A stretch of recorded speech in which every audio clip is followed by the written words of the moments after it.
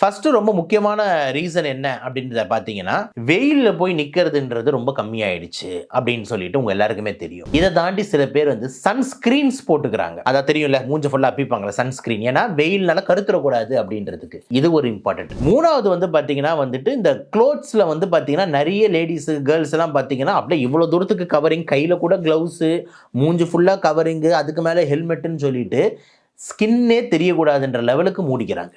அப்ப தோல் மேல அந்த லைட்டே படுறத அலோவ் பண்றது இல்ல. ஏன் முதல்ல விட்டமின் டி ஏற்படுதா? இன்னொரு இம்பார்ட்டன்ட் காரணம், சாப்பாடுல வந்து விட்டமின் டி சத்து உள்ள சாப்பாடுகளை கம்மியா சாப்பிடுறது. 3வது காரணம் வந்து விட்டமின் டி குறைபாடுக்கு வந்து பாத்தீங்கன்னா, அந்த விட்டமின் டி அப்சார்ப் ஆகிறது வந்து ஒரு சில பிரச்சனைகள். இப்ப எக்ஸாம்பிள் வந்து நம்ம வயிறுல வந்து பாத்தீங்கன்னா புண்ணுகள் அதிகமா இருக்கு, மால் அப்சார்ப்ஷன் சிண்ட்ரோம்னு சொல்லுவாங்க, சீலியாக் டிசீஸ்னு சொல்லுவாங்க. அப்படின்னு என்னன்னா விட்டமின் டியை செரிமானம் பண்ணி உடம்பு வந்து இழுத்துக்கணும்ல, அந்த இழுத்துக்கிறதுக்கான குறைபாடு ஏற்பட்டாலும் நம்மளுக்கு வந்து விட்டமின் டி வந்து அப்சார்ப் ஆகாதுன்றது இன்னொரு இம்பார்ட்டன்ட் விஷயங்கள். இன்னொரு இம்பார்ட்டன்ட் காரணம் வந்து இந்த liver dysfunction, liver disease, kidney disease. ஏன்னா கிட்னியும் லிவரும் இந்த விட்டமின் டி சிந்தசிஸ் பண்றதுக்கு ஒரு முக்கியமான உறுப்பு. அப்போ இந்த மாதிரி லிவர் டிசீஸ், இந்த கிட்னி டிசீஸ் இருக்கிறவங்களுக்கும் இந்த விட்டமின் டி குறைபாடு இருக்கும்ன்றது ரொம்ப இம்பார்ட்டன்ட்டா டேக் ஹோமா நீங்க வச்சுக்கணும்.